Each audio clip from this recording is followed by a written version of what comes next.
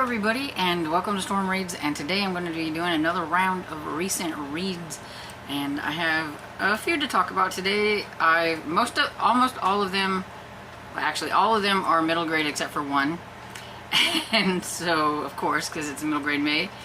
And the first one I have is Cameron Battle and the Escape Plan. This was an e-arc that I had.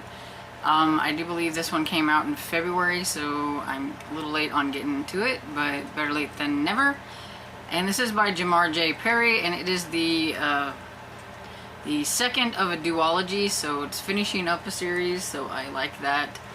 Now, I wasn't really that impressed with this series overall.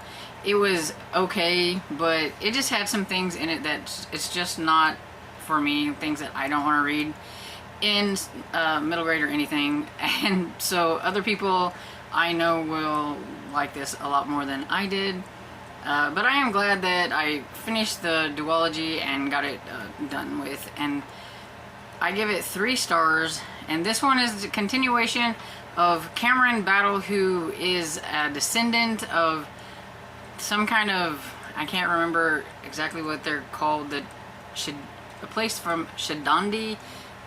It's West African folklore, I believe, where they, in the first book, they got swooped into a book that they have, this book of Shadandi, and got taken to this like hidden kingdom where his parents were descendants, and they had never come back from there. So his grandma didn't want him anywhere near the book, but of course kids don't listen, and their friends wanted to see it. So they snuck up to where the book was, and then all 3 of them got swooped in there. And at the beginning of the second one, they're back in normal time in present day, going to school and all this kind of stuff. And then there is a guy there, Vince, who he seems to be acting really funny around them, and he's been picking on Cameron for some reason. And Cameron's not supposed to use his abilities. I can't remember. Dombe, I think it's a fighting skill, but he's only supposed to be able to use that in like the other place or whatever. But he ends up using it on this guy, and so Cameron's getting an idea in his head that there's something wrong with Vince, that maybe he has something to do with that world. And there are these things, and I can't remember what they're called. Mo something, I don't remember, but they're like kind of like dead people kind of spirit things or whatever, and they think that Vince has been taken over by one of those, and that's the reason why he's been following Cameron around and acting the way he has, and why he could use his ability or whatever. And then they end up getting swooped back into into Shadandi or whatever, and where the big battle-y thing goes on, because it's just the duology or whatever. And I'm not gonna say any more than that. He's trying to find his parents to see if they're still alive or whatever it is. And yeah, basic kind of middle grade fantasy. And it was just okay. I could have just done without certain things that were in it that I just don't really care for. And other than that, it was okay. And then I have Malamander by Thomas Taylor. This is a reread, and this one is about Herbie Lemon, who is he lives by Erie by the Sea, and he works at a hotel. He's only like 12, but he's kind of a foundling, and he works in the Lost and Founder. And pretty much it's like whenever you're at the hotel and you forget something, it goes to the Lost and Found area, and that's what he works. And there's a girl comes there one day, and she's like, I've been looking for you, I'm lost and I need you to find me. And so this kind of sends him kind of on a little adventure with that girl. The more they find out, they think it's kind of leading them to like the legend of the Malamander.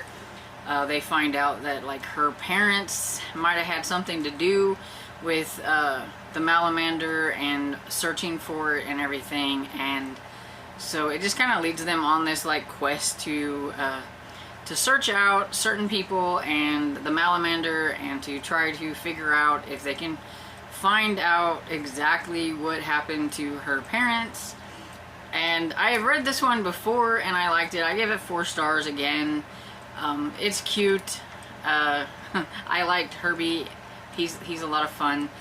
And I wanted to reread it because it's been, I think, maybe 2 or 3 years since I've read this book. And I wanted to kind of continue with the series if I can find them. I have a hard time finding them at any of my libraries or whatever.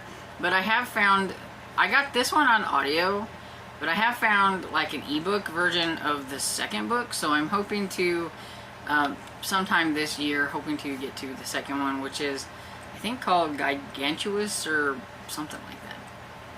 But yeah, there's 4 books in the series, and I found at least the next 2 on ebook. So I can at least get up to that. I don't know about the 4th one. And then I have Nessie Quest by Melissa Savage. I've read her in the past and enjoyed her. I actually didn't realize that I had read her prior to reading Karma Moon Ghost Hunter, but I had whenever I was looking up books from her to see if she had some other books that I might want to try. I found out that I had read a book called Lemons by her, and I remember enjoying that. I kind of remembered a little bit about what it was about, so I thought, you know, let's give some more of her books a try. And this one was just absolutely delightful. It was a lot of fun. It was cute. I really, really liked the characters in this one. They were so sweet, so fun. We've got, let's see, I can't remember her name. Oh, Addie Rue. It's a different kind of name. So we have Addie Rue, who, her parents have decided that for the summer they're going to go to Scotland and spend the summer in Scotland because her dad has a job there, working, I think, in a school or whatever for the summer. But she's a little bit bummed because, you know, yay, Scotland, but she wanted to go to Disney World. She'd rather have spent a week in Disney World than 3 months in Scotland. So she's a little bummed. But she's a writer, and she loves to write things, and she's got a pretty decent imagination, and her mom kind of gives her like this, you know, why don't you give it a chance? Why don't you, you know, make this out to be like a story, kind of, you know, put some things into it and do whatever.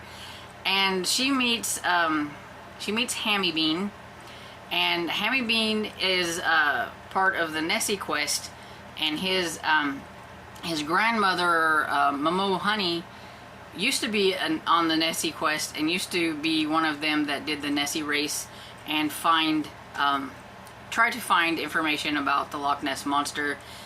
There's still a whole bunch of, you know, people that like to try to prove it, either that it's fake or that it's real, and things like that. And Hammy Bean, he has like this boat that a friend of his lets him kind of be on and everything, and he kind of pretends kind of that it's his a little bit. And it was kind of funny because like he's on there, and when she is talking to him, he's like, you know, she was talking to him about certain things, and he's like, well, why can't you see that? And he's like, well, because I'm blind. And then she was like, oh, whoa, you know, he's on this boat. How in the world is he getting around on this boat when he's blind? But he doesn't actually take it out. Like his friend of his actually is the one that takes it out. But the Hammy Bean is really cool because he's really into finding the Loch Ness Monster. He wants to be taken serious by the like Loch association, like the big, it's like some big association. I can't remember exactly what it was called. But he wants to be taken serious, but because he's like, you know, a kid and he's blind, a lot of people just don't really give him much credit for anything.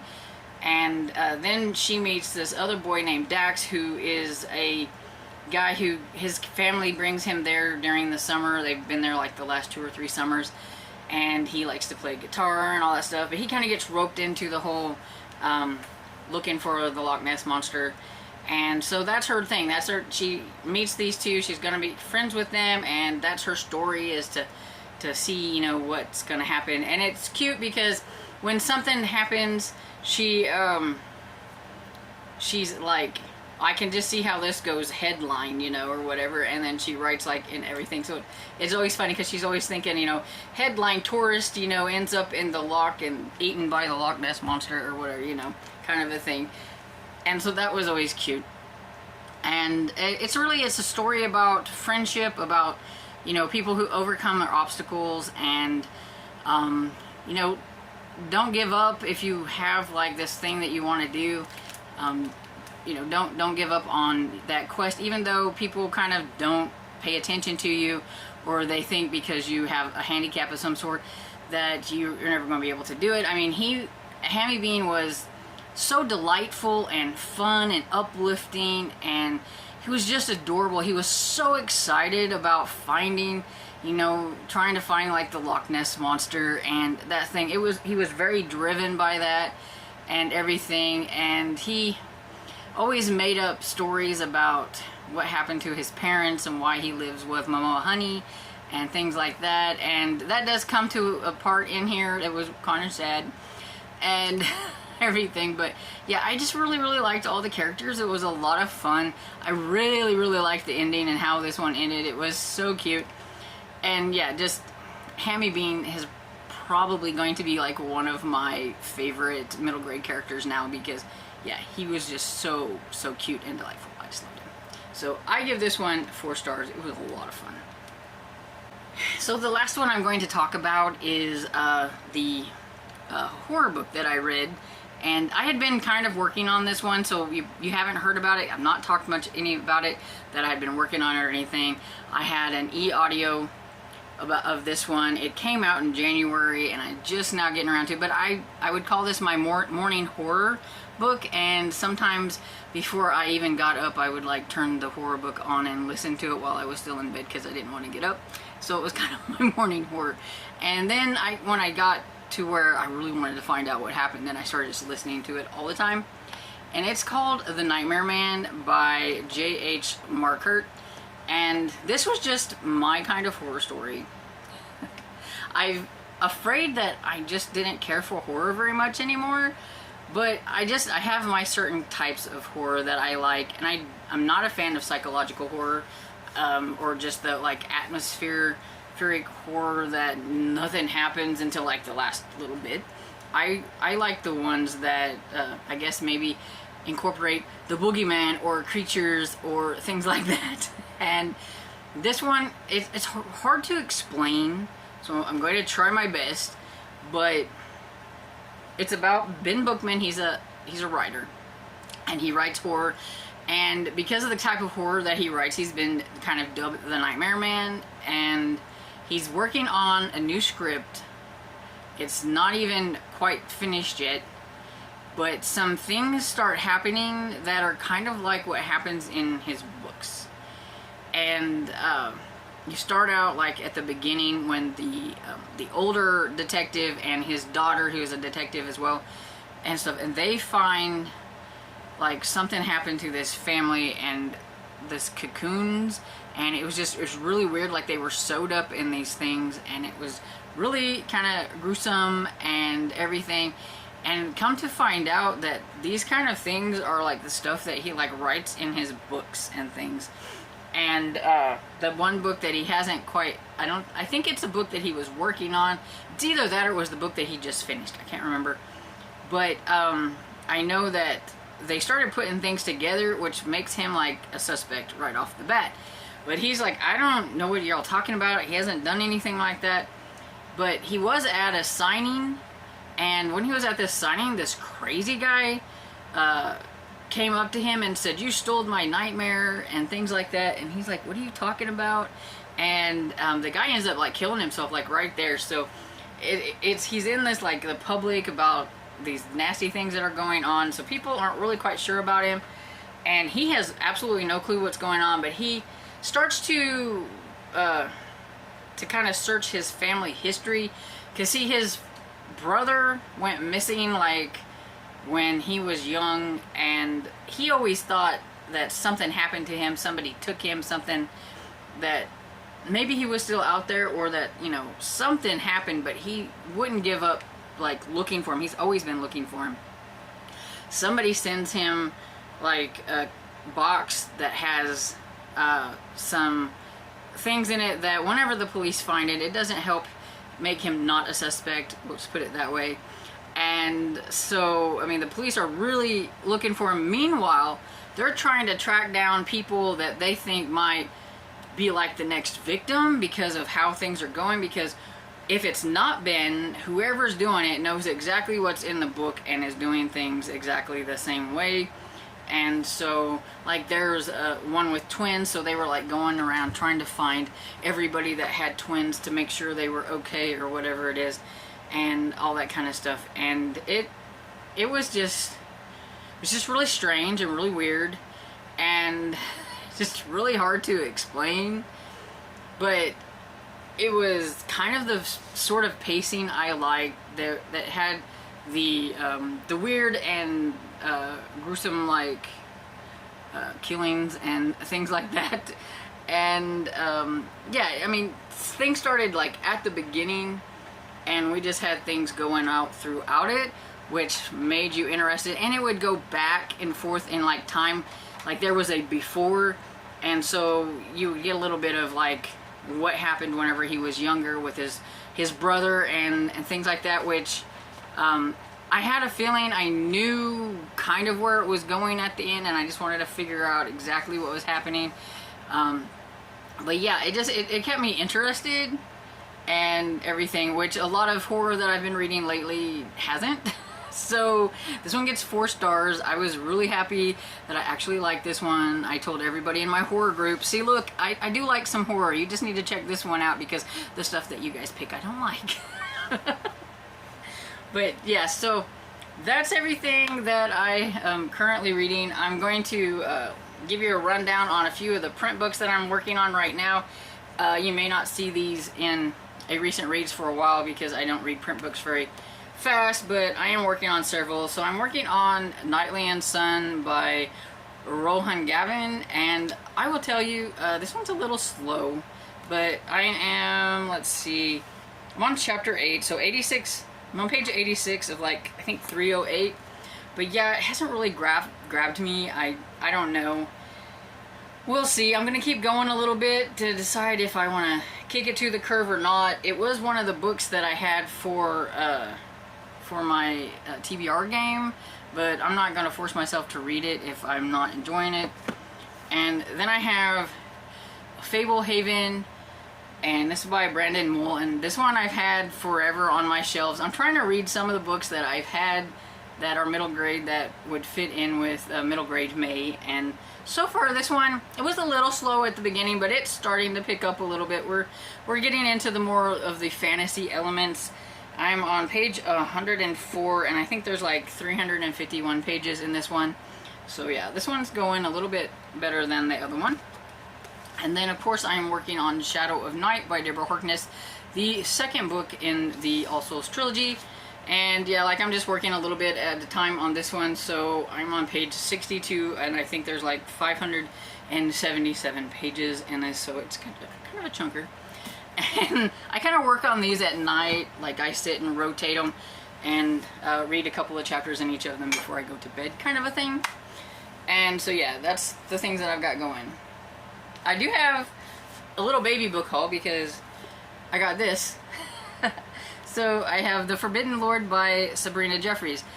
If you guys remember before, whenever I did a haul, I had gotten the 3rd book in this trilogy by Sabrina Jeffries and said that I was looking for the 2nd book so that I could have all of them. Well, I found this one on Pango Books, and it's in super good condition, and it cost me like $2.50 plus shipping and everything, so I'm like super excited about this. And now it makes me want to look for better copies of number 1 and number 3, because the this one looks so much better than they do, because they're definitely used copies. They're wrinkly on the, you know, and everything. But this one looks like it hasn't even been read. And so I thought it was a really good find on Pango. And I had some Pango bucks, so it didn't cost me very much. It cost me like $3. I think I had to pay mostly was the shipping or whatever, so that was cool. And yeah, I think that's pretty much everything that's going on with me right now. Of course, I will have more audiobooks and things like that going, but I just thought I'd show you the print books that I'm working on. Yeah, so let me know some of the books that you've been working on. Have you found a favorite book of the month so far? I'd like to know what you've been reading and how your month is going, so let me know down in the comments, and I hope you enjoyed this video, and if you did, please give it a thumbs up and subscribe, and I will see you all in the next video. Bye!